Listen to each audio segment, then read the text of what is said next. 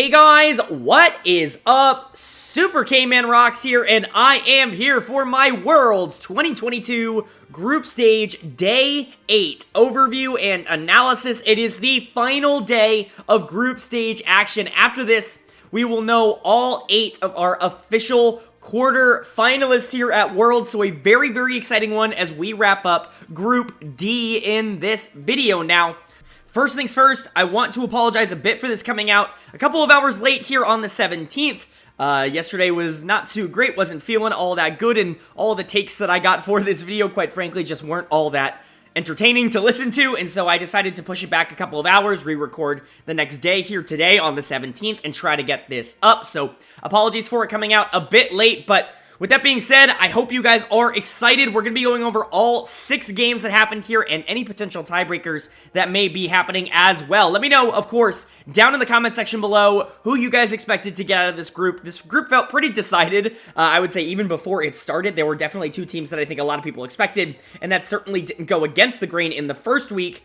Did you guys expect anything to change here in week number 2? Of course, let me know all of that down in the comments section below. But with all that being said, it's time to jump in to our first game of the day here on the final group stage day, day number 8. And our first game was an interesting matchup, one that I think a lot of people were interested to see, hopefully just to get some clarity on North America's situation. They weren't really all that promising in week number 1. Of course, 100 Thieves in this group going 0-3, even losing to the PCS's team, the CTBC Flying Oysters. So we get the salty run back here, salty Oyster. I feel like I can make a joke here, but I don't know.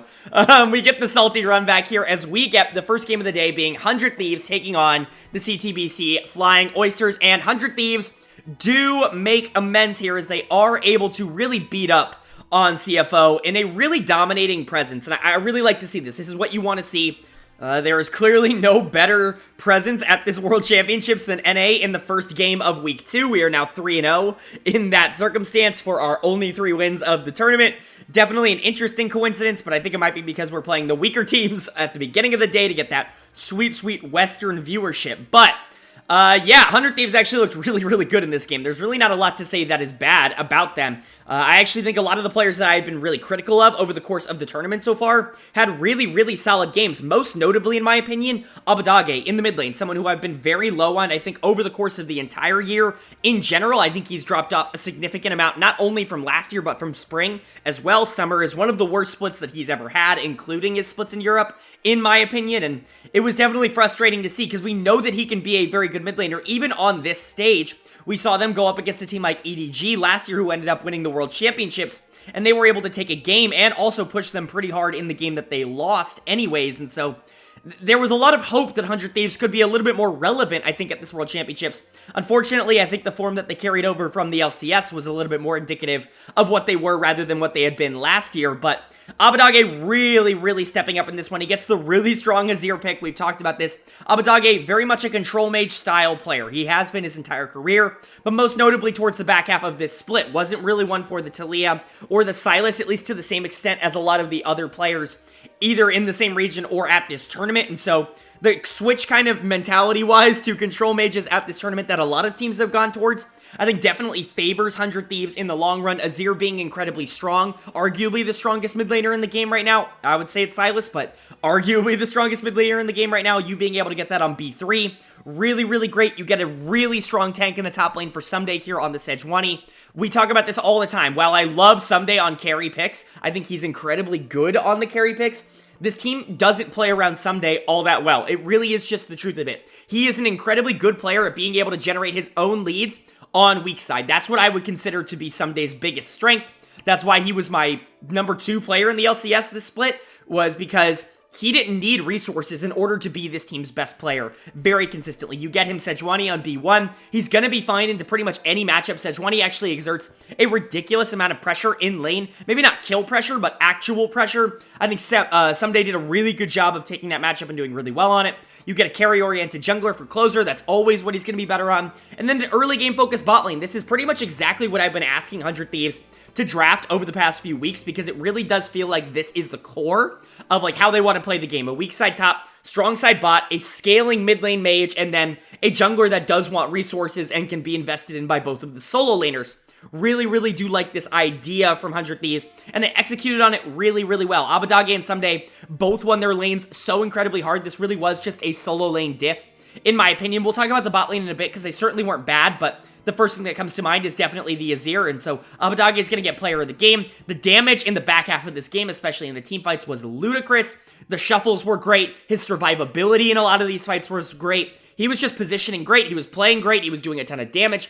Not a lot of complaints. This is his best game of Worlds by a significant margin. He really outplayed Mission in the mid lane. And I know Azir Victor is like relatively Azir favored, but it's not that Azir favored. Like, they're both going to be strong in the late game. The laning phase really isn't all that important for either of them. And so for Abadage to come out and be so much stronger and have so much more gold and be so much more proactive on the map with a champion like Azir that I don't think a lot of people would generally associate with being proactive, and Abadage, quite frankly, a player that you don't typically associate with being, like, hyper-proactive in the mid-game. It was just a really, really good thing to see. Very encouraging. Unfortunately, coming on this week 2 day, they're technically not eliminated, I should say, but unfortunately, they've dug themselves quite the hole, so a lot of things are going to have to go right for them. Already talked about Abadage. Want to talk about Someday in that same extent. Someday was really, really, really good in this game. And I know I hype up Someday a lot on this channel, and it's because I really do think that he's one of the best top laners in the world. Like, I think he is super duper underrated in the grand scheme of things. I'm not sure he's going to be, you know, on the same level as, like, Zeus 369. You know, I'm not saying he's, like, S tier or even A tier, but the top lane pool globally is really not that good. And I think Someday has a real case to be made to be top 10, close to top 5, like, in terms of the grand scheme of things. Like, he is that good, I think, and he's just kind of stuck on a team that doesn't really know how to play around him. But he wins every single matchup he's in. Like, there is literally no one that he doesn't beat consistently. Even on the world stage, he's been able to generate leads against players like Breathe, against players like Doran. Like, those are really, really solid top laners, and I think he's been able to handle the 1v1s with incredible poise. And so Someday, for me, incredibly strong. He dominated this matchup on the Sejuani, not only in lane, but in the macro game. Really helped Closer get the ball rolling just generally in this game, and made it a lot easier for 100 Thieves to be able to snowball. Closer, on the other hand, I think benefited a lot from his solo laners being incredibly strong this game. His proactivity wasn't really there, and not a ton of really big early plays coming out from the Bel'Veth, and while he was doing damage in the late game, wasn't nearly on the same level of the Azir or even the Kalista, and so Closer was fine, but not necessarily like a standout. And then FBI and Huhi actually played really well in this game. I gotta give them a ton of credit, because the Kalista Amumu lane is actually kind of hard to play into Caitlyn Lux as long as you're not, like, landing every single Q, but luckily Huhi played really, really well in this game. This was his best game of Worlds by far, really allowed the Kalista Amumu to generate that early lead. This is why I talk about it being okay to give away the Caitlyn, I should say, on blue side. I really don't think this is a ban-worthy pick, because if you're the better bot lane, you're likely going to be able to shut it down. Now, I'm not saying you should give Caitlyn Lux to Ruler, or you should give it to Deft, or you should give it to, like, any of these players that have consistently been playing Caitlyn for years and can dominate you on the pick. That's not what I'm saying here. What I'm saying is, into a team like CFO that probably doesn't have a ton of experience on the Caitlyn Lux. They didn't really play it at all this year, and Shun's first year as a pro, right? Like, there's going to be a lot of pressure on him for that. If you feel confident that you can play a heavy engage support and an AD carry that is relatively decent in the early game into them, then you can shut them down, because if they don't get that early lead, they are useless, and that's what FBI who he did. So 100 Thieves kind of moved into the late game, just dominated the macro, and just won from there. For CFO, on the other hand, really no lane one, and that was pretty disastrous for them. This was not a good game. This was probably their worst game of the tournament by a considerable margin. Rest got destroyed in the top lane by Someday. I talked about this. He was down like 40 CS to the Sejuani, which is just not something that can happen on the Gnar. He was in danger of being solo killed multiple times in this game. He's actually going to get my dud of the game. You just simply have to be better. We know that he's actually a relatively good top laner in PCS standard. He has been for quite a while, but this tournament really has not been all that good for him, and honestly, I didn't love what I saw from him on tape either. I think he's a good player. I don't think he's a great player, and I think he's getting a little bit exposed at this tournament. Gemini got run over by the macro advantage that 100 Thieves had. I'm not going to say Closer did all of that himself, but you got to give a lot of credit to the laners, I would say, of 100 Thieves for being able to shut down pretty much any play that this Jarvan tried to make. Jarvan is one of those picks that I think you have to be really confident on to be able to do well on the world stage. He still has all the problems that he had in playoffs when no one was playing him, which is the fact that while he does have reliable engage, he has absolutely no survivability outside of that. So when you go in for an engage and for a fight, especially towards the back half of the game, you're more than likely just going to get blown up immediately, and you're really relying on the rest of your team to be able to damage enough to make that count, right? To make it worth it. And so, unfortunately, when you're playing from behind, Jarvan just doesn't feel all that good.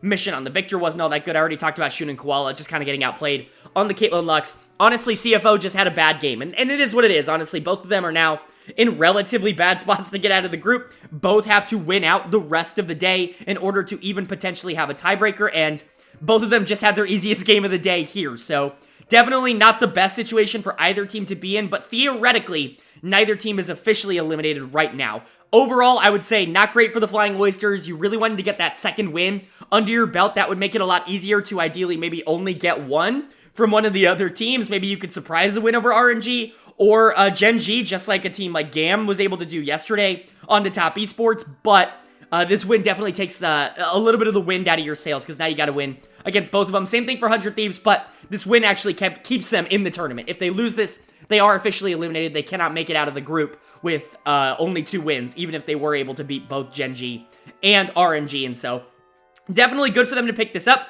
Keeps their tournament hopes alive, but certainly not going to be expecting them to be able to get out of this group, even with a nice win here in game number 1.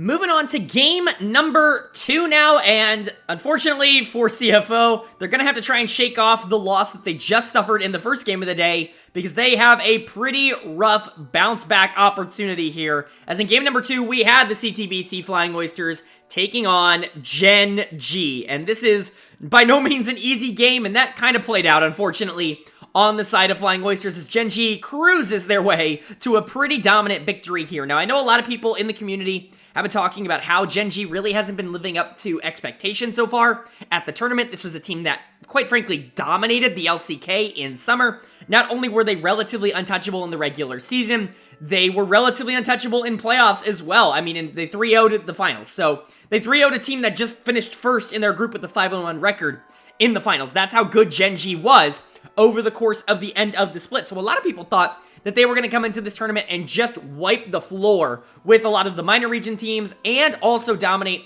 the major region teams as well. But the loss to RNG, not really looking super dominant against CFO the first time around.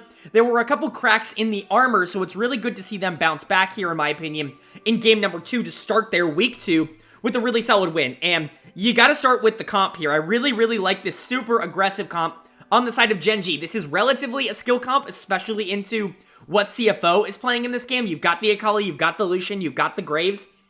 If you're able to generate a lead, if you're able to get the game snowballing out of control, it should be an absolute no-brainer, no problem getting to a victory here, and that's kind of what happened. Peanut was phenomenal in this game. A really, really good one from him. He's going to get my player of the game on the Graves here. Now, you're not often relying on Graves to make early plays, but a lot of those plays in the bottom lane were absolutely crucial in being able to generate a lead here for Gen.G. Lucian, Nami, an incredibly strong lane that we're seeing a lot of teams really realize, oh wait, this is still incredibly strong. This might end up becoming the #1 bot lane by the end of the tournament. In fact, it might already be considered the #1 bot lane by a lot of teams. Very, very interesting to see the progression in that respect, but we see Ruler and Lehens pick up the Lucian Nami, a very difficult lane to stop, especially in the hands of probably the best Lucian player in the world in Ruler, and Lehens in somebody who that, you know, is really consistent on enchanters, on engagers, on whatever. He's gonna be fine, right? So for you to be able to get both of these, incredibly strong bot lane, and you're going into an immobile bot laner that really does struggle in the early game, like Varus, this is a no-brainer. Graves was down in that bot lane all the time, trying to dominate that laning phase for Ruler and Lehens. He was able to get gold, he was able to get Ruler a ton of gold, and the game from that point was over. I mean, the Graves was doing a bajillion damage by the end of the game. I think you can call this one a little bit of a diffie in the jiffy if you really, really wanted to, because Peanut was just making a ton of plays, and especially into Maokai, like, I understand both of them are relatively late-game oriented champions, but Maokai should be able to generally have the macro advantage in the early game. Graves really does need to farm up, typically to have the same kind of pressure that Maokai can have just by showing up. I mean, purely WQ from Maokai should be more than anything Graves has as a tool pre-level 6, and unfortunately that just isn't how it turned out. Gemini had another rough game here on the Maokai this time, and he's kind of had a couple of these throughout the tournament so far. Really hasn't been all that hyper consistent, It's definitely unfortunate for him. I always associated him as more of a carry-oriented jungler. Obviously, I have much less experience watching him than a lot of PCS experts would, so if you are super familiar with the PCS and maybe you have a different opinion to that, of course, let me know that down in the comments section, but I've always seen him as somebody who wants to play these more aggressive type carry picks in the jungle, and to put him on Maokai, it just feels like you're taking him off of comfort. The rest of the team is definitely on comfort, though, at least the solo lanes. You've got the Renekton, you've got the Syndra, two of the most played champions from both Rest and Mission. Mission especially loves that Syndra pick. It's something we're seeing kind of rise in popularity with the kind of realization that control mages are super playable at Worlds right now. You don't need to play Sylas, you don't need to play Talia, etc., etc. You can play these more passive control mages that want to scale into the late game. Obviously, things like Victor and Azir come to mind as high priority, like the highest priority, but something like Syndra I think fits into that category as well if you want to play her in that respect. So we see that coming out of the solo laners. The biggest problem I have with this draft on the side of CFO is going to be the Varus Leona bot lane. Now, I've already talked about how I don't think Varus is the kind of pick that a lot of teams at Worlds think he is right now. I think he's fine, but I do think something like the Ashe is probably just him, but better right now, as we saw DRX bring that out relatively consistently yesterday and look really solid on it. But if you are going to pick the Varus, you absolutely cannot greed and also go for the Leona. I get that you feel like you're going to need lockdown in the late game here, but you have dive into the backline. If you need Renekton to do that, he can do that. If you need Maokai to do that, he can do that. You have ways to get onto the backline here on the side of CFO, considering the backline really isn't all that backliney. It's Graves and Lucian, both of whom are going to be relatively active in the mid-ground of these team fights, and so the Leona pick, first of all, just doesn't make a ton of sense to me. Second off, it just loses you this lane. Like, straight up, there is absolutely no way to win this, or even go even in this lane with Leona. I mean, there's nothing Varus can do. A lot of people are going to give dud of the game here to Shun in the bottom lane, and honestly, I think stats-wise, he probably deserves it, but I honestly just feel bad for him because he plays an immobile AD carry that has absolutely no shot of being able to avoid, you know, Nami Bubble or Graves gank or Lucian just dashing in, and his support picks something super aggressive that has absolutely no way to help protect him in lane. He was given every single tool to fail this game, and big shocker, he failed this game. It's just unbelievable to me. This is an awful decision in my opinion. If you're gonna pick Varus, you have to pick protection. I don't care if it's Tom. I don't care if it's Braum. Whatever it ends up being, you have to pick something that can help him out in the laning phase so that he can start hitting these breakpoints in the back half of the game where you are drafting Varus for. You're not drafting him for the laning phase, and I get that, but he has to survive it, and unfortunately, against Ruler's Lucian, it's just absolutely no shot if he has no protection, and so pretty easy dominant bot lane for Gen.G overall. Peanut definitely exacerbated things by being down there all the freaking time, just in general. Really good game from him, but this was a jungle diff, it was a bot lane diff, those were the main ones. Obviously, Doran outplayed Rest, in my opinion, in this game. Even though the Renekton was relatively useful in the back half of the game, I actually kind of liked that they were able to play through him early and able to try and generate leads. Unfortunately, it's Renekton, so like by the late game, what's he gonna do to Lucian, right? There's just nothing he can do. Graves is gonna melt through him, etc., etc. And then Mission was fine. Again, on the Syndra, it was kind of a boring laning phase. Him and Chovy, kind of Chovy style there, to just go a little bit boring and then be super useful in the late game on the Akali. So overall, felt like a very traditional Gen.G win here. Nothing really out of the ordinary. A lot of them getting picks that they really like. Doran on the Gragas, Ruler on the Lucian. Very much feel standard for this team, but it's really good to see Peanut especially get back onto this more carry-oriented pick and really do well on it. That's something that he really hasn't done all that much on Gen.G since he joined the team at the beginning of the year. He's definitely been relegated to more of that supportive jungle role. Certainly not saying he's done a bad job of that. I think he's the best jungler in the world right now, but it's certainly something to point out that he doesn't get to play a champion like Graves all that much, and so it's really good to see him pop off and have a really good game on it, be a player of the game worthy kind of player, even if it is against a minor region team, or a non-major region team, I should say. And then congrats to Ruler and Lehens. Nobody should be giving them Lucian Nami for the rest of the tournament. Against teams like this, against teams that can really dominate through bot, it simply has to be a perma-ban against them. I would ban it over Caitlyn. I would ban it over even like a Sylas, right? In this game, I just don't think... I would rather him be on Caitlyn, because at the very least, he can't dominate the end game on Caitlyn. They're going to win the early game, but the Lucian is just... It feels unbeatable with Ruler and Lehens on it, and so at this point, I feel like you got to take it off. On the side of CFO, meh, like, this is it for them. Unfortunately, their loss here in their 5th game at the tournament means that they've officially been eliminated for making the quarterfinals. Obviously, nobody expected them to make the quarterfinals. I think it would have been a pretty huge shock if they did, but they looked better at this tournament than a lot of people expected. They got a win over 100 Thieves, which is something I did not anticipate. And even so, in their first game against Gen.G, they actually put up a little bit of a fight. While they're going down a little bit in flames here towards the back half of week 2. it shouldn't take away from the fact that I think they at least showed some good things at the tournament so far. A lot of good, older players on this team, but also a young player like Shun showing a good amount of improvement, and that certainly got to be a promising sign for a young talent in the PCS region. But for Gen.G, this keeps their quarterfinals hopes in a really, really good spot. Obviously, it's not done just yet. The next match is going to determine a lot for Gen.G and whether or not they are locked in for quarterfinals, but it would take a pretty big miracle for them not to make it at this point, and with the way Peanut, Ruler, Chovy, Lahens, even Doran are all playing right now, it's going to take an even bigger miracle for any team to beat them the rest of today. Moving on to game number 3 now, and game number 3 is going to determine a lot. There is a potential outcome in this game that would mean that the top 2 teams in this group are officially locked in. Because 100 Thieves is part of this game, if they cannot win, they are officially eliminated along with the Flying Oysters, which will lock RNG and Gen.G as the top 2 teams in the group. So it's on 100 Thieves to keep their world's hopes alive here in this game, as we see Royal Never Give Up taking on 100 Thieves, and unfortunately for NA fans, RNG was able to get the job done here. Now, I'm going to address this at the start of this game, and I'll try not to talk about it too much as the games go on, but RNG is incredibly sick. You can see it on their faces. They're all quarantined. They all reportedly tested positive for COVID. Some players, I think, are struggling with it significantly worse than others. A player like Wei looked pretty good in his player camps. He was talking a lot. He looked very expressive. A player like Gala, on the other hand, looked like he was about to pass out. Just something I'm going to try not to bring up too much, but just know that maybe RNG isn't playing up to 100% of their ability here today. They're just not looking all that great. But really, they looked fine towards the back half of this game. I actually want to give a big shout out to 100 Thieves before we start here. Really, really bold draft from them. They ban out the Lissandra and the Galio. Really just saying, we want Xiaohu on a carry pick. We want them to be forced to play relatively through mid lane. And you know what? We're going to leave the Yuumi up because we think we have a counter to it. So they leave the Yuumi up. RNG does go for the Sivir Yuumi because of course you do. It's blue side. Why would you not? And 100 Thieves actually answer with the Senna Seraphine. This is something they played incredibly consistently throughout the regular season and the playoffs. This was honestly the bot lane I associated the most with 100 Thieves. And I get it in concept. I get why you think this could be relatively good, because Yuumi on that full engage can theoretically get quote-unquote countered by Seraphine ultimate, maybe if you can funnel into choke points.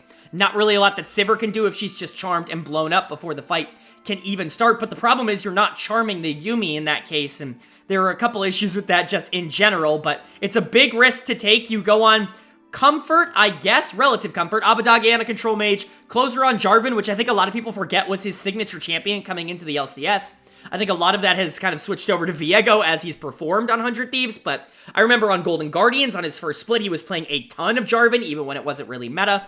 So very much comfort in that regard. And then someday on Renekton, something that can be a little bit more proactive in the early game because you have Victor and then Senna Seraphine. You need some lane that is going to be able to generate pressure. Don't love this draft from the side of 100 Thieves, but I at least understand the idea behind what they were going for.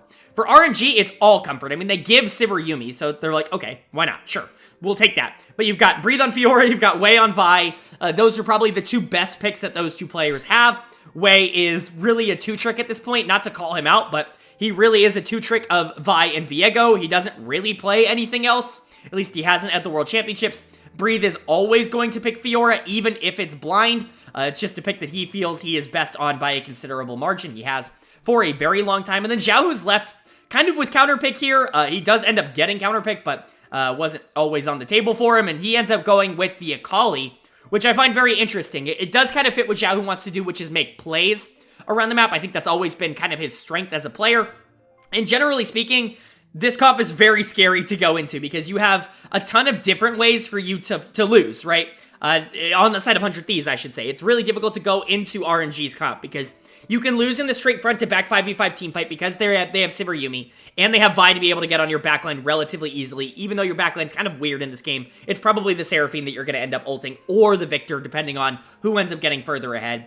And then you also you have to worry about the 1-3-1 because you have Breathe on the Fiora, who is going to be really smart about when and where he's going to split push. And you've got a Kali for this big pick potential. You've got a ton of different avenues that you have to look out for that RNG can play towards. Very flexible comp on the side of RNG, but they do have a little bit of a weakness in the early game. Not a lot of these champs are really going to have a ton of pressure. Fortunately for RNG on the side of 100 Thieves, I would say the same thing about their comp. And so, actually, fortunately for 100 Thieves, they actually play really well in the early game. Got to give a ton of credit to Someday, Closer, and Abadage, who really were able to generate a consistent lead in the early game on their matchup. Someday especially was just better than Breathe in the early game. I'm not going to say that was entirely him because Renekton versus Fiora, Renekton should be able to win that in the early game, but this is what I've been saying about Someday. He continues to prove that if he were on a better team, I think he would be regarded as one of the top 10-ish top laners in the world. He really is that good right now. He's able to win matchups as long as you give him attention, and 100 Thieves was actually looking at a relative gold lead for most of this game, and they played pretty okay, but you started getting into these team fights. They were really close, trading 2 for 2, trading 3 for 3. Things really just going back and forth. 100 Thieves was definitely in this game until they decided to go for Baron towards the back half here. They try to flip the Baron, they end up getting it, but they get aced in the fight. RNG runs it down mid or top, I don't remember, one of the two, and they end the game from there. It was really unfortunate to see 100 Thieves actually be in a position of power and kind of give it away there with a bad Baron fight, but at the end of the day, I understand why you wanted to do that. You can't let this comp from the side of RNG continue to get stronger and stronger. You have to start pushing your advantage. They had a 1 or 2k gold lead at the time, and if they just kind of sat there and waited for RNG to catch up in items, it would make it even less probable they were able to win the team fight. So I understand the call. Unfortunately, it just didn't end up working out. My player of the game, absolutely no surprise to anybody who watched it. It's going to go to Xiaohu on the Akali. You may be looking at the score lines and be like, well, why was it not the Yuumi, right? Like, she had a huge effect. Why was it not the Vi, who had a ton of effect? Gala, who was doing a ton of damage in that Bass team fight. Xiaohu did 10k damage in one fight for RNG. I will repeat that. Xiaohu did 10k damage in one fight for RNG. That is absurd. It is completely ludicrous. It is completely unprecedented. Unbelievable. Great team fighting presence from Xiaohu. A champion that can take over in a lot of these team fights, but can also just as easily get caught in the gravity field or get hit with the Senna binding and just lose the fight, right? Like, there are a ton of ways for the Akali to be shut down here. For Xiaohu to completely obliterate 100 Thieves basically on his own in multiple fights this game, you gotta give him player of the game. He was awesome, but of course you gotta shout out the Sivir Yuumi as well. You got to that breakpoint, the 3-item Sivir, where she's basically untouchable, and in that last Baron fight, she was by far the most influential member of the team. Gala and Ming continue to play incredibly well so far in the group stage. I think you could make a real case that they have been the best bot lane in the group stage of any team so far. Xiaohu complementing that is unbelievable. You got Breathe on the top side with the Fiora to be able to stretch the enemy team. There's just so many different ways for this team to be able to win a game like this, and they prove that every single time. They know exactly how to play it and when to play it. So RNG looking very scary, even though they're maybe not even playing up to their full potential right now.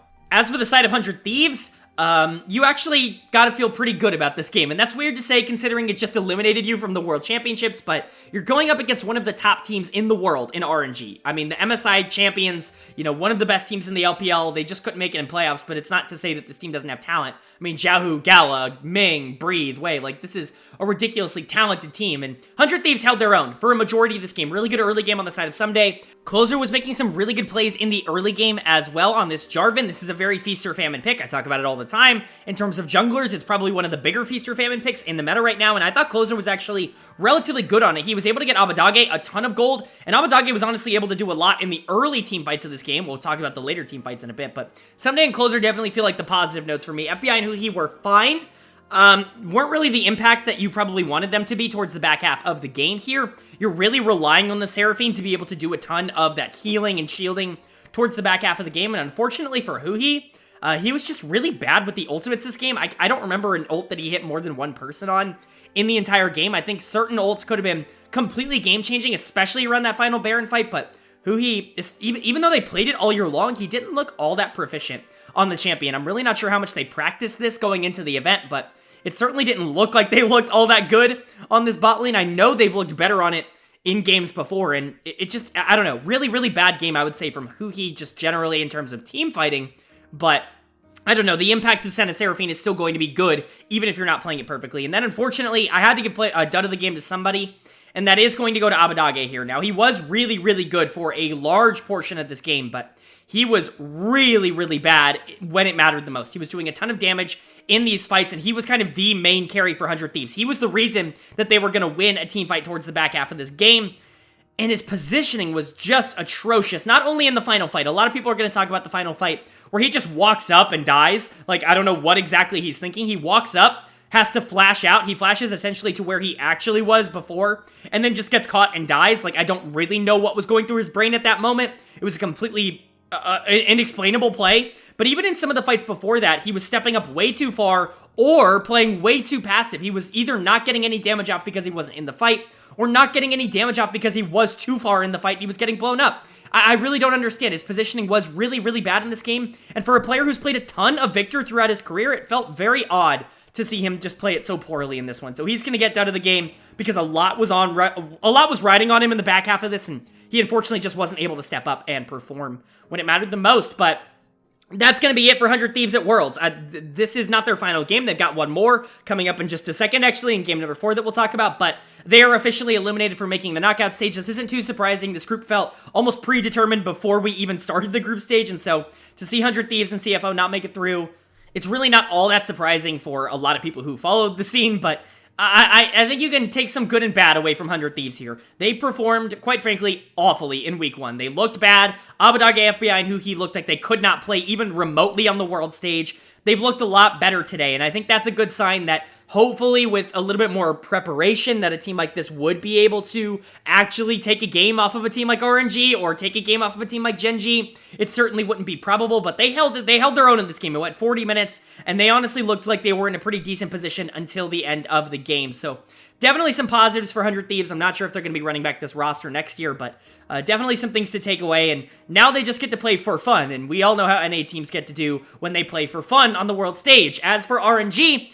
this now officially locks in the quarterfinals. You were already locked. You were good to go as long as you won this game, but this officially locks in Gen.G as well. RNG and Gen.G are the two teams that are going to be getting out of this group. That makes the final game of the day incredibly important, assuming that RNG and Gen.G both win out from this point onwards. If Gen.G is able to win it, we're going to have a very similar experience to what we had in Group B with JDG and Damwon, where the bottom teams are sitting at 1 and 5, and we have the final game of the day, basically for seeding. If the team that lost the first time gets a win, then we'll have a tiebreaker. If the team that won the first time gets another win, then we won't have a tiebreaker, etc., etc. So definitely an interesting rest of the day for RNG, but this is a really, really good way to start it. I just hope that they start to feel better as the day goes on, because it probably shouldn't have been this close against a team like 100T. All right, but that's going to bring us into game number 4, and game number 4 is NA's final shot at potentially getting out of this 3-win cycle that would tie them for the worst record of any region with at least 3 representatives in World Championship history. And it's certainly not an easy one, as we had Gen.G taking on 100 Thieves. And unfortunately for NA fans, Gen.G does pick up the dominant win here in game number 4. I mean, what can I say? No one really expected 100 Thieves to be able to win this, but I really didn't want to see them get completely blown back, especially after they showed that they could hang with RNG, at least a little bit, like maybe not to a great extent, but to like an extent at all. Gen.G just makes them look like complete children in this game. This is the Gen.G I think everybody wanted to see moving into this event. A dominant performance, mostly from their bot lane.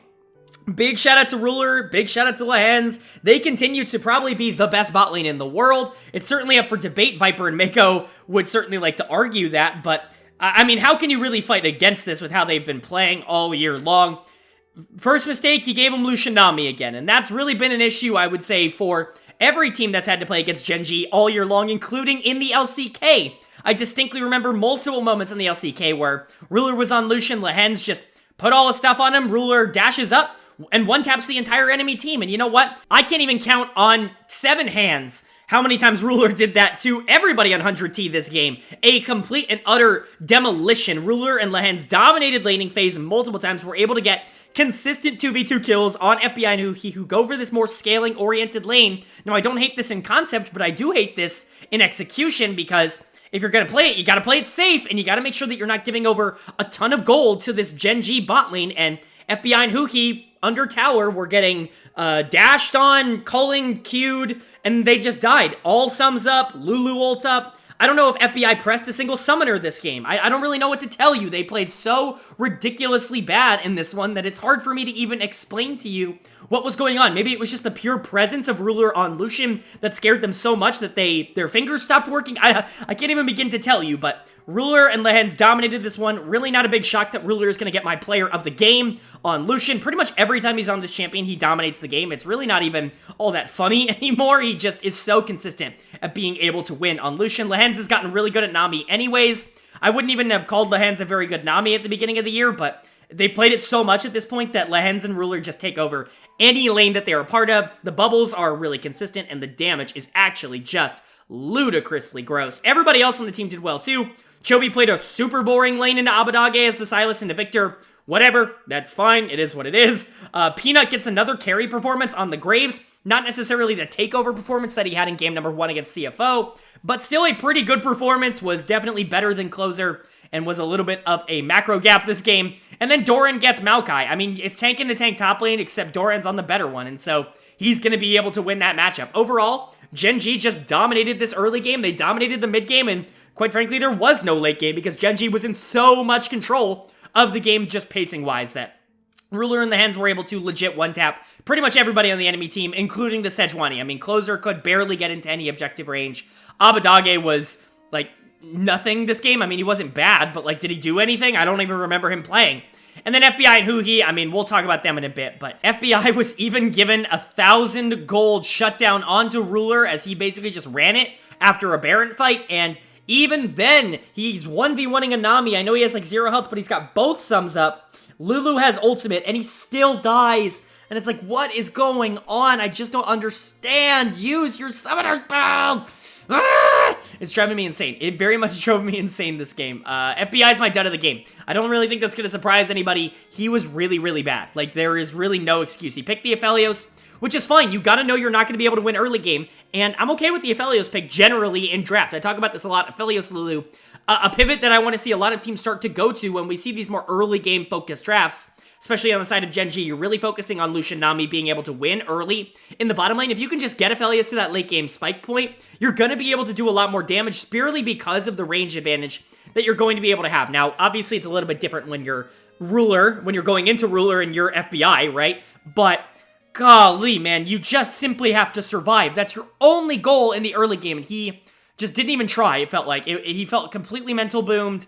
He certainly didn't play well at all. I'm not sure he ulted anybody of consequence this game, maybe himself a couple of times, but certainly not FBI when he was about to get blown up. It was just, I had no response and no answers for how the spot lane played. It was very disappointing considering it felt like they really took a step up in the previous game and they really looked good in game number 1. I was hoping that they could look more like their summer form here in game number 4, but nope, that's not going to be it. They're just going to get completely run over. And I feel like it's a pretty good indication and a summary of how they played this tournament. They were just not on the same level of pretty much anybody in their group, even including Shun and Koala. They were pretty clearly the worst bot lane in the group, and that's definitely unfortunate to be a part of. I'm really not sure that these two are going to be back on 100 Thieves for next year. Definitely not sure about FBI might return, but Hui's contract is up. Really not sure he's going to be coming back. Abadage's contract is up. Really not sure he's going to be coming back. He was nothing in this game. I'm not going to blame him or anything, but positioning mistakes continue to haunt this player, and he has had them all year long. Closer, he was fine at this tournament. Someday was great at this tournament. Honestly, if he was on a better team, like I said, I think he would have done a lot more, and we would be talking about him a lot more, but he was on tank duty the entire tournament because bot lane doesn't know how to play weak side, and so they have to play towards them.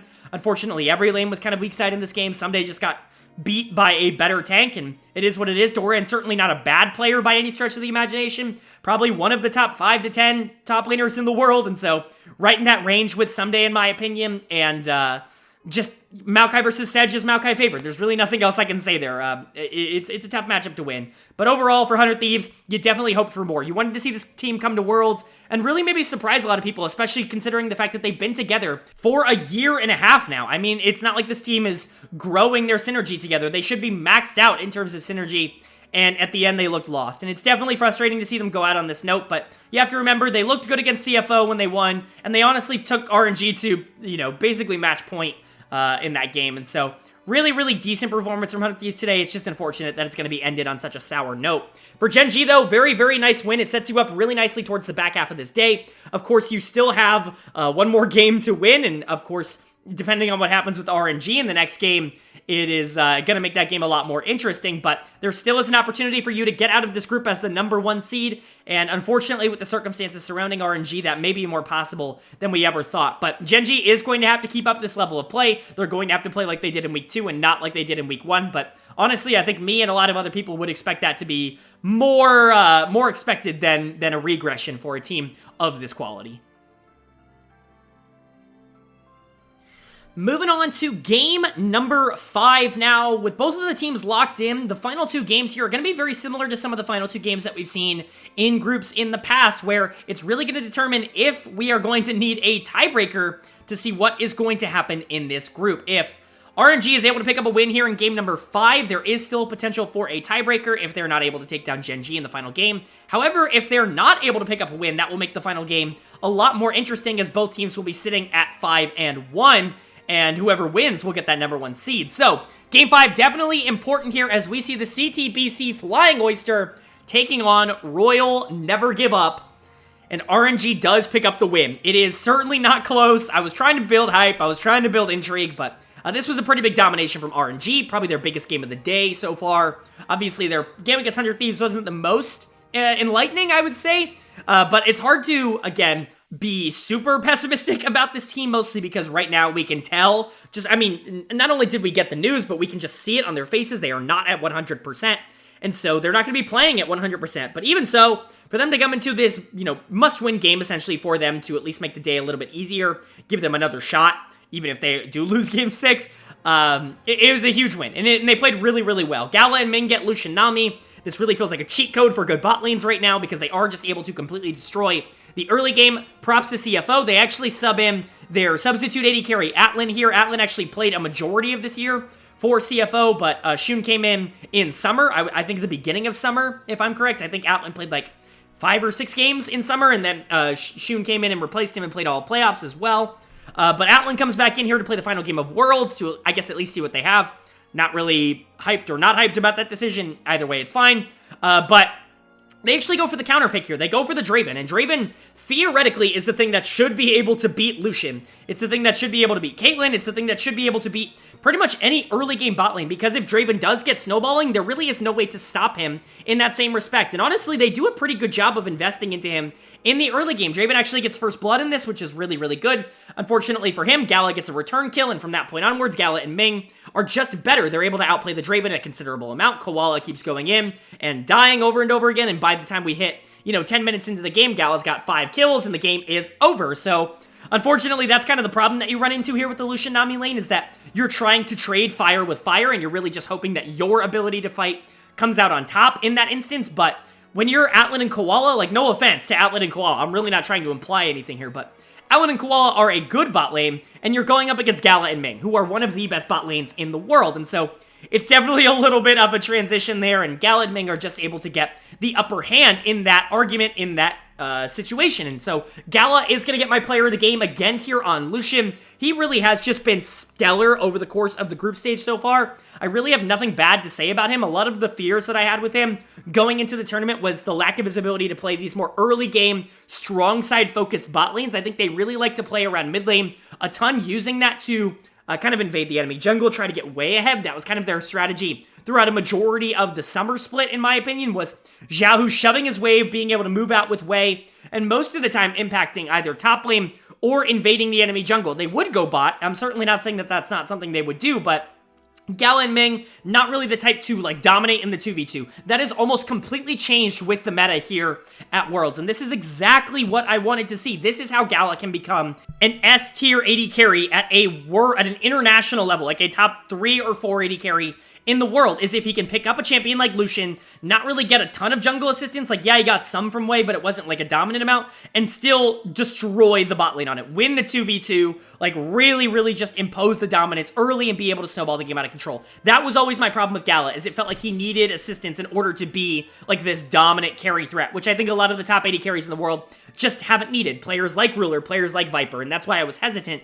to put him in that same conversation. But he really is turning a new leaf at this World Championships, and he's showing a side of him that I've wanted to see for a very long time. Very, very proud to say that, and very easy choice for player of the game here. Ming continues to be the best support in the world, in my opinion. Not really a ton to say about that. He's not even playing engagers at this tournament, and he still looks like the best support in the world. That should tell you how good Ming is. Anybody who overlooks Ming at this point, honestly, I don't know what to say to them. He is proven every single game at this point that he can actively win 2v2s for his lane. Not to take away from anything that Gala has done in this lane, because like I just gassed him up. He has been very good, but Ming's bubbles, Ming's engages, his heal timings, like whatever he needs to do to really make the lane as dominant as possible on whatever champion he's playing, he's gonna do it. He's one of the best supports in the world, and he will continue to be one of the best supports in the world. But the rest of this team also looking good. Xiaohu gets back on a more comfort pick for him in the Ahri. This is something I was really surprised to see completely fall out of the meta at the World Championships, especially with the rise in popularity of picks like Akali. I actually think Ahri is relatively decent in a matchup like that. Xiaohu pulls it out here, does really well into the Azir, something where Ahri can be incredibly proactive on the map. I think that just overall benefits Xiaohu. Something like Azir really wants to scale in that lane into the late game, wants to be able to farm, wants to be able to generate his own lead, doesn't really want to be skirmishing a ton in the early game. Ahri's the complete opposite. If you get this skirmish potential off, especially with this jungle mid duo, it could be incredibly deadly. It is guaranteed, basically, to kill anyone on the enemy team if you hit Vial into Ahri Charm. Like, there is really nothing that anybody can do about that. So I really do like that combo. Wei gets on the Vi, just kind of talked about that. He plays two champions. What do you want me to say? Breathe gets on another split pusher. It's not the Fiora this game because it's banned, so he just goes to his Jax. That's his number 2 pick. Great. Really, at this point, like, Breathe is going to pick one of those two at every conceivable opportunity. He's going to play them well, even into something like the Aatrox, which they're really not even that afraid to leave up because Breathe feels confident that he can just outplay the matchup depending on who he's playing against, which is always, always, always a scary thing to say, where you're like, yeah, I can leave up the best pick in the meta right now because I feel comfortable being able to beat it. Sometimes it's going to work, sometimes it's not. It very much did work in this game for RNG. But overall, this felt very typical for them. This felt very much like a typical RNG game. They were dominant, but it still took them 30 minutes to win. Like, this is the RNG that we've known all summer long. The one thing that I really am excited about with them is the fact that Gala and Ming really are turning into a dominant 2v2, not just a dominant lane, right? Like, they are really, really becoming difficult to deal with without jungle intervention and not just two really good players that are going to pop off in the late game. And I think that is really going to be what separates RNG from the top teams in the world. If they can continue playing like this, they're going to be right in that conversation. But for CFO, unfortunate way to end your Worlds experience. You kind of got blasted here. I do like the idea of the draft here. You go for this more. I really like Azir and Draven, I should say, as a combo. I think generally speaking, those two in the same draft have a really, really interesting dynamic because Azir really doesn't need any attention in the early game. So long as he's able to farm up in the mid game, he's able to dominate a lot of this. You have Aatrox in the top side. He can be strong side. He can be weak side. It's whatever. And then you have the Draven who you want to invest a ton into. You've got Engage on the side of the Amumu. You've got ways to make this work. So a really, really obvious spot for a player like Gemini to go to, right? No, yes, he does invest into the Draven Amumu early, but outside of that, he's never bot lane again. The whole point of this comp is to get the Draven snowballing, and I don't know how many times I've said this on this channel, but if you're not going to completely camp bot, like if you're not just going to sit bot and 3v2 or 3v3 the entire game, don't pick Draven. That's not the pick you want, I promise, because that's what he needs in order to become the champion that he needs to be. Azir can handle being alone. Aatrox can handle being alone. I don't understand the point of Gemini really trying to spread out these resources when you've got a bot lane that needs to be able to get ahead in the early game, and if they don't, they're going to get run over, which is what happened. Gala continued to win a lot of these 2v2s, and the Draven got to the point in the game where he was a ward, legitimately useless, because that's what happens to Draven. If he wins early, he wins the game. If he loses early, he loses the game. That's the Draven pick, and for you not to invest in it, it just felt very bad. So Gemini's going to get my dud of the game. He played the Viego really, really poorly in this one. I like the idea of taking Viego here, but I just don't think the execution was all that good. You want to do this for the skirmishes in the early game, and in that case, I would have rather had an early skirmish kind of jungler, even if it's something that we're not seeing a lot, something like the Xin Zhao, I think could have been incredibly interesting this game, but it is what it is. It's hard to sit here and blame him because macro decisions for these teams against one of the best teams in the world are going to be difficult. This one just feels so super obvious to be able to execute, and it felt like they weren't able to do that. So Gemini's done of the game. Mission got destroyed in the mid lane matchup. I know I just talked about Azir can be left alone, but a lot of that, unfortunately, was just Xiaohu being so much better, and the fact that Vi Ahri is a completely unstoppable combination. Atlan and Koala, while Atlan was able to get some gold in the early game, was not able to translate that into anything, and Koala's engages towards the second half of this game were a disaster, and the Aatrox really wasn't effective at all. Like, he didn't do anything. He wasn't good, he wasn't bad for this team. He was just kind of there. So, overall, for CFO, tough way to go out at Worlds. Really not a very good week 2 here, but not a lot of expectations for this team going into the tournament. I actually had them as one of the weaker regions at the tournament. Probably the weakest of the non-actual minor, like the non-1 representative minor regions. And even then, like, I think they were probably weaker than Japan going into this tournament, but still, they performed relatively admirably. For them to take a game off of 100 Thieves, for them to be able to push Gen.G in week 1 to a relatively close game, there are some good takeaways from this, but overall, I think a lot of people are going to be walking away seeing that they performed relatively up to expectation. As for RNG, you've now made the final game much, much more interesting and much better for you, because this final game, you know, you never want to lose it, but you can afford to lose it, because at worst, losing this last one will force a tiebreaker, in which will give you another shot to be able to beat them. So definitely giving yourself some leeway here, but also going into that final game with momentum is always going to be a plus. But that's going to bring us to our game number 6, and this is the one that I think everybody was most looking forward to on the day, because it's the 2 top teams in the group facing off against each other. I like how Riot scheduled all of those for the back half. They almost forgot that Top Esports wasn't going to be that for Group C, but we're going to ignore that because we get a really good ending here to Group D, as we get a matchup between Royal Never Give Up and Gen.G, the winner of which really will determine if we have a tiebreaker or not, and we are going to have a tiebreaker because Gen.G was able to pick up the win here in game number 6. A huge win for them. It keeps their hopes at being the number 1 seed coming out of this group alive, which is going to be huge for their chances. You want to make sure you dodge teams like JD Gaming and T1 in the first round, and so for you to be able to win here, it's absolutely ginormous. And honestly, this was a really fun game. This was probably game of the day, at least for me, in terms of excitement level, because not only of the stakes, but how it was played out. This was a very, very even game up until it wasn't, right? Up until the end, which is insane to say, but this was really a very typical LCK style game, which is weird to say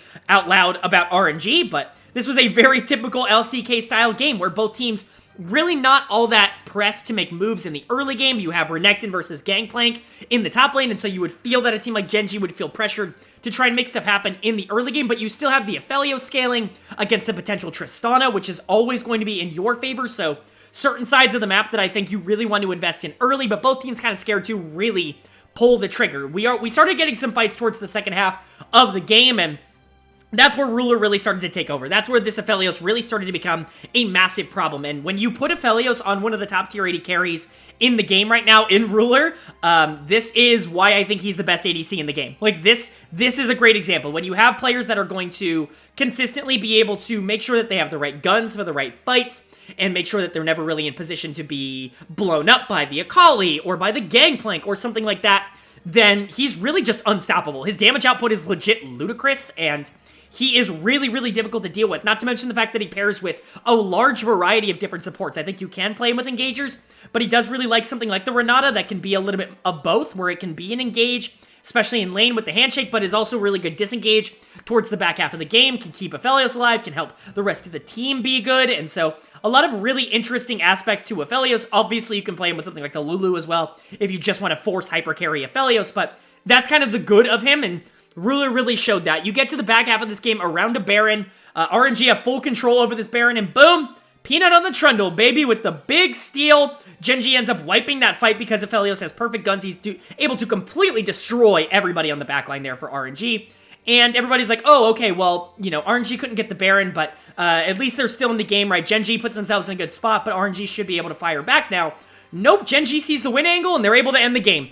Actually ludicrous that they're able to do this. We saw this multiple times in the LCK throughout the year, mostly from T1. They would actually do this really frequently, where they would win a team fight at like 20, 25 minutes into the game, and they're like, yeah, we can end, and then they just end the game, and it's like, it was so even, what happened? Like, how does the game just over? It's insane that LCK teams are so proficient at being able to do this, but you gotta give a lot of props to Gen.G. Their team fighting is immaculate, really. There's really no other way to put it. Ruler's player of the game, that's really not going to surprise anybody who watched it. He continues to look like the best AD carry in the world. There's really nothing else I can say about that. He, time after time after time, has proven that there really isn't anyone that can beat him consistently, even in the LCK, even on the world stage. It's going to be interesting to see what happens in the knockouts. Hopefully we get some really interesting matchups there, but man, like, who beats him? Like, who do you have above Ruler, right? Like, Viper, maybe, but outside of that, Ruler, I think, just can't really be touched on that level. You give him someone like an Aphelios, where if he has good positioning, he's just going to be able to win fights on his own, and he is just going to win fights on his own. Got to give a ton of credit here to Chovy as well on the Sylas. Some really good fights from him. This Sylas was unkillable. Sylas into Akali, I actually think is relatively interesting. I think both sides can win that depending on the game state. Luckily, Chovy is honestly just a little bit better than Xiaohu, which is crazy to say, because Xiaohu is a really, really good player, but Chovy is, you know, a top 2 player in the world, and he's proving that over and over again. Really good game from him. Was unkillable on the Sylas, was doing a ton of damage, really setting up this Aphelios to make the rest of these fights really easy. The cleanup job was a lot easier on the side of both Sylas and Aphelios because they had each other. And then you got to give credit to Peanut. If he doesn't get that Baron steal, this game is a lot more interesting. And so, very, very fun game, I would say, overall from Gen.G. Lehens looked really good on the Renata. Really, the only worrying part, I would say, for Gen.G overall in this game was Doran on the Renekton, which I'm not going to hit the panic button. Renekton is one of those picks that when it loses, it just kind of loses, but he did lose in the top lane matchup, and Renekton, especially in the Gangplank, is certainly not going to be relevant if you're not able to win the early game, and so he was just kind of there for a majority of the late game, but he really didn't make any, like, catastrophic errors. It was more just Breathe playing really, really well in this game. Doran wasn't great in laning phase, but towards the back half of the game where he really needed to be sharp, he was able to get his stuns off. He was able to make sure that that backline really wasn't all that threatening, and overall, I think that was always going to be the plus here for Gen.G, and so, you know, everybody kind of did their job here. It was going to be on Chovy and Ruler to do the damage. It was going to be on Peanut and Lehens to make sure they were in position to do that damage. And I think everybody kind of did their job on the side of Gen.G, and then they were just able to end the game. Like I said, it was very close until it wasn't anymore, until it was over. And then on the side of RNG, kind of an interesting game here. I like the comp. It's definitely a little bit more interesting, I would say. You've got the Tristana Blitz in the bottom lane that is going to be there to try and create some chaos on the side of Gen.G. You're hoping to be able to get on something like the Aphelios or even the Renata because both of them are relatively low mobility, so if you can land that hook, it should be relatively free. Unfortunately, Ruler and Lehens just play super respectfully against the Tristana and the Blitzcrank, and so not really a lot of opportunities to get that Tristana spiraling out of control. And then by the late game, that Trist is going to be doing not nearly enough to be able to keep these fights alive. We'll talk about positioning in a bit, but not great from Gala. And then Xiaohu, like I said, relative skill matchup into Chovy here, and he just wasn't nearly as effective in the back half. Wei, not on one of his signature champions, not on the Vi, not on the Viego, goes on the Maokai here because it is very strong, and yes, this Maokai had a huge impact on the game. I would argue that Wei was probably the second most important member of RNG this game, but we have to talk about the most important member, and that was Breathe in the top lane. This Gangplank pick we've actually seen pulled out a couple of times over the course of this tournament so far. It really hasn't had the same kind of success that it did have domestically for LPL or LCK teams, but we see a really good player like Breathe pull it out here, and it dominated the lane. Like, he destroyed Doran in the 1v1, and he was actually really scary in the back half of the game. If he did land a barrel combo on the Aphelios, I have a feeling RNG would win this game. Unfortunately, that was the difference between winning and losing, is the fact that it was all on the side of Gangplank for RNG, and then for Gen.G, you had a lot of tools to be able to try and disengage and make it a lot easier for Ruler on this Aphelios to be able to do damage in the late game because Gangplank really isn't all that tanky, right? Like, if you're able to get on him and you're able to blow him up, he is going to die. It's just the damage output that he's able to create that is incredibly scary. But you got to give a ton of credit to Breathe. He did his best to try and drag this RNG team across the finish line, and they just weren't able to do it. But Gala is unfortunately going to get my dud of the game here on the Tristana. You just wanted to see a little bit more explosiveness from him. Pun not intended, but I guess kind of intended now. It's funny, so I'm going to go with it. It's hard to say because, again, he really does look like he's suffering from COVID in these games, and I'm going to try not to bring that up too much, but he was not on his best one in this game. This was definitely a different performance than what we got through the first 2 games out of Gala. He was fine, just not great. He was out of position a lot. Went in a lot of these fights to try and get the resets and just wasn't able to do it because the damage was not there. He was heavily outplayed by Ruler towards the back half of this game, and that really created a scenario where it was going to be very difficult for RNG to win some of these team fights. I really like the call of them to go for Baron because of the control that they were able to have around that period, but for Peanut to get that steal and for the game to just be over, definitely disappointing on the side of RNG. But what does this mean now for both teams? Well, both are now going into a tiebreaker against each other, with both teams ending the round-robin stage of groups at 5-1. 1, it means that they're going to have to play against each other to see who is going to be the 1 seed and who is going to be the 2 seed coming out of this. And like I said, you really want to be the 1 seed. You don't want to have to play a team like Gen.G in the first round of knockouts. That would be absolutely disastrous. And so this game is going to have very big implications, and luckily enough for Gen.G, they're going to be going into it with a relative mental advantage, with some confidence because of the win they just got. If they can stick to the draft that they had, kind of the mindset of it, maybe draft a little bit of a safer top side and maybe a more aggressive bot side if you want to switch that around. I think that could be interesting, but just generally speaking, get to that late game where you feel confident that you're going to be able to take some of these team fights because you know your players are very good at them. For RNG, just a bad early game. If you can have a little bit of a better early game in this one, I could see this going your way. It really was very close until it was over, and so anybody can win this game number 7, and it's going to be very, very interesting to see. But that is going to bring us to our 7th game of the day and our one and only tiebreaker here in Group D. I think no, not every group had a tiebreaker. Group A did not have a tiebreaker, but B, C, and D all had a tiebreaker for 1st and 2nd place seeding. We're going to be getting that here in Group D as we get a rematch of the game we just saw between Gen.G and RNG, and the winner of the Group D tiebreaker in game number 7 here and the number 1 seed out of the group is Gen.G. They are able to pick up the win here and pick up the number 1 seed that I think a lot of people had expected of them going into the group.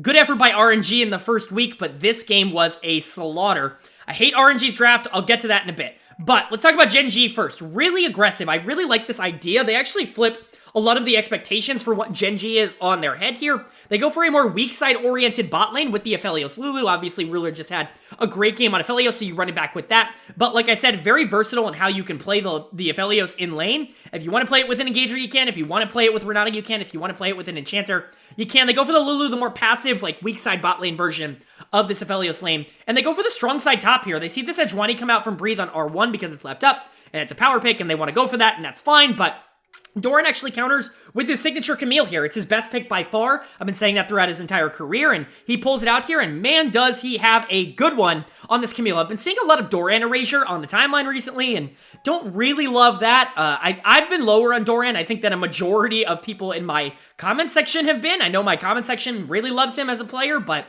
I still, I think he's a good player. He's a top 2 or 3 top laner in the LCK. Yes, that's a very weak role in the LCK right now, but Doran's a good player. He's a top 10-ish, top laner in the world. He's somewhere in the top 10. I don't know where, but he's somewhere there, right?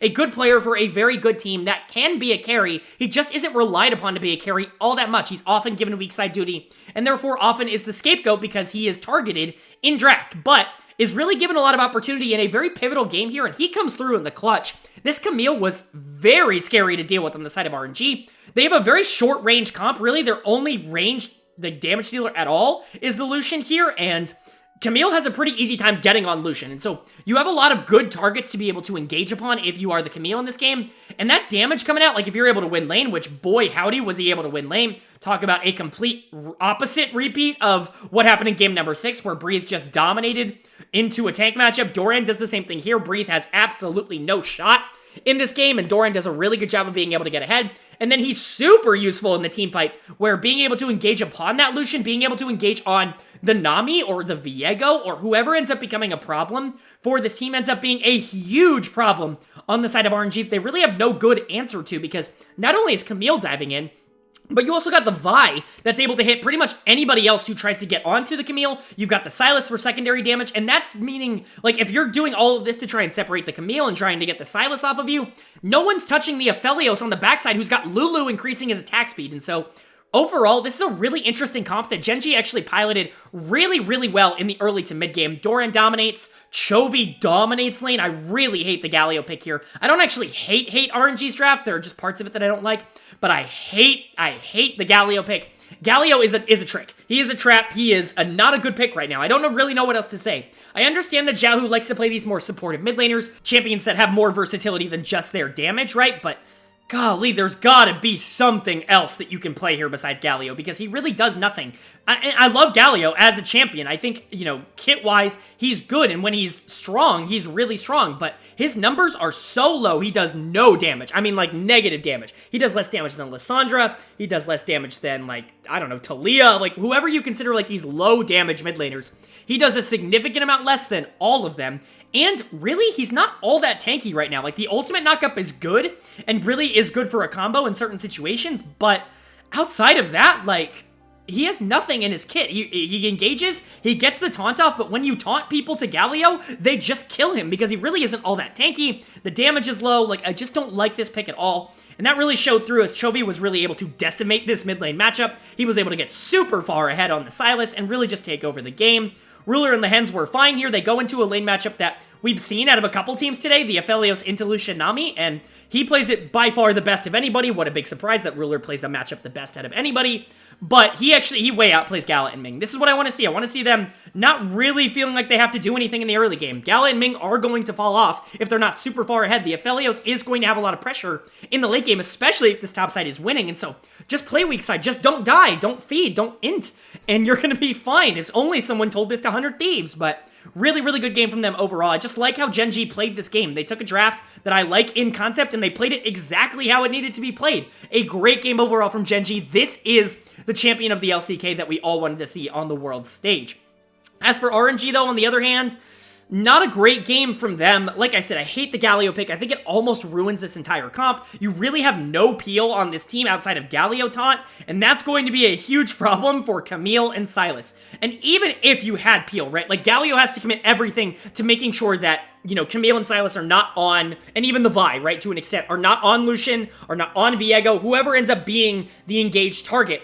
Well then, who's getting on the Aphelios? You have no engage if you're using Galio to peel, if you're using Sejuani to peel. You have absolutely no way to go in and control this game. Once you got behind early, it was literally doomed. There is no way that this comp can win if it does not have a substantial early game win. And so really, really do not like the draft from RNG, but it is worth noting again that all of them are sick. They all are quarantined right now because of COVID, and some were definitely showing that more than others. It's just unfortunate. But Breathe got ran over in the top lane. Literally the exact opposite. He was 5-1-0 in the last game on Gangplank. He's 1-5-0 on the Sejuani in this one.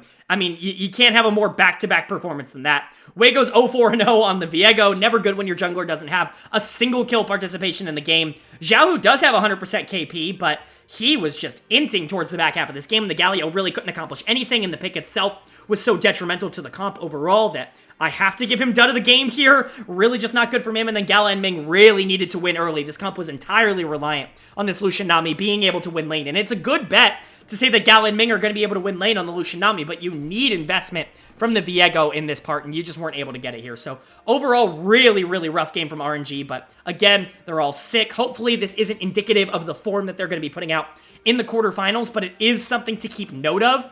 That, yes, they really weren't perfect in this game, and there definitely were things that they needed to improve on. But overall, really good win for Gen.G. They've got to be incredibly excited. This does avoid the nightmare scenario where you've got 2 LCK teams winning the group and then 2 LCK teams in second in the group, which means that it's impossible to get the all LCK quarterfinals, but it also does mean that poor Damwon, being the only LCK team in second, is guaranteed to play an LCK team in the quarterfinals. So definitely some interesting matchups here, but we avoid the doomsday that is regions playing each other and no international games actually being played. Luckily for Gen.G, they're not going to have to worry about that too much. I think they have a lot of good advantageous matchups against a lot of the teams in C2. Unfortunately for RNG, they're now in a really tricky spot. You're really hoping that you can pull DRX in this draft, or in the Worlds draw, but outside of that, JDG, T1, definitely going to be difficult opponents, especially if you're playing the way that you played today.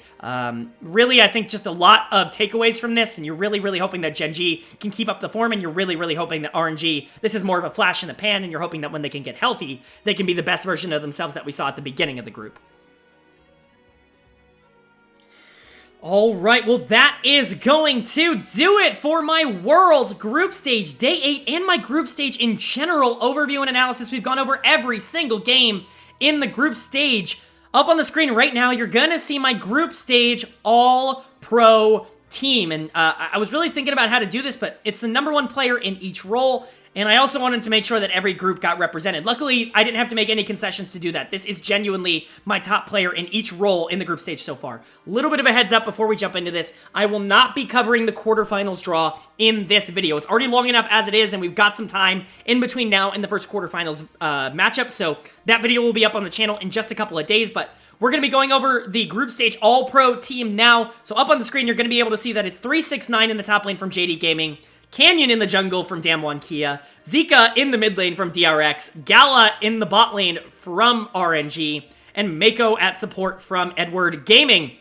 I don't think a lot of these picks are going to be all that controversial, but I'll kind of go down the line and talk about why I think so. 369 was just dominant in the final week of games for Gen.G. He was a big reason why that team was able to get that #1 seed. He was dominant in the tiebreaker. He obliterated both G2 and EG in both of the games that they played in week 2, and he continues to prove that there just are not a lot of top laners in the world that are ever going to have the carry presence that he has here. Yes, Zeus is awesome, and you know, Zeus is great, and I still think Zeus might be the better player, but 369 dominated Group B, and he deserves his spot on this list. For Canyon, in the jungle, this really shouldn't be a surprise to anybody either. Damwon was really close to being able to take Gen.G down, not only once, but twice. In both of the regular games, the tiebreaker was arguably the least close out of the 3 games that these two teams played against each other, but Canyon was spectacular throughout this group stage. He dominated both G2 and EG multiple times, and he really was a big reason they were able to beat JD Gaming and force that tiebreaker at the end of week 2. And so Canyon very much deserves his spot on this list. I don't really think I have to tell you why Zika's on this list. He's my #1 channel darling, quote-unquote. He has been for months and months and months now, so for him to really show up and arguably be the best player at Worlds so far, he definitely deserves his spot on this list. He obliterated Group C. Nobody in that group could touch him, even Knight, and that shows how highly I think of Zika right now. Gala's going to get it for bot lane. He was really good in week 1. I think a lot of people are going to see the final games here of RNG's run, where the 2 losses to Gen.G, and be like, why are you putting Gala over Ruler here? But Gala, I think, over the first few games was so untouchably good, and even in the games that they lost, he was still pretty good.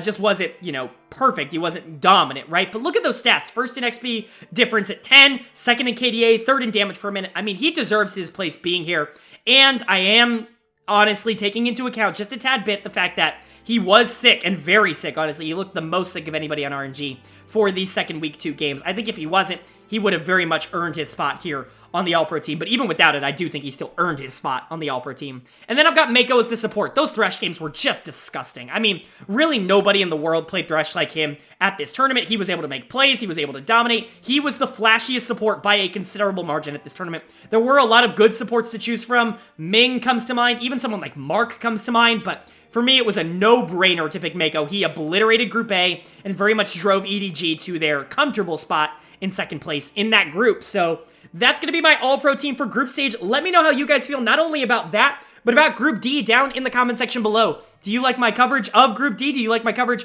of all the groups? Do you agree with my all-pro team? I'd love to hear you guys' thoughts down in the comment section below. I also want to give a big thank you to you guys.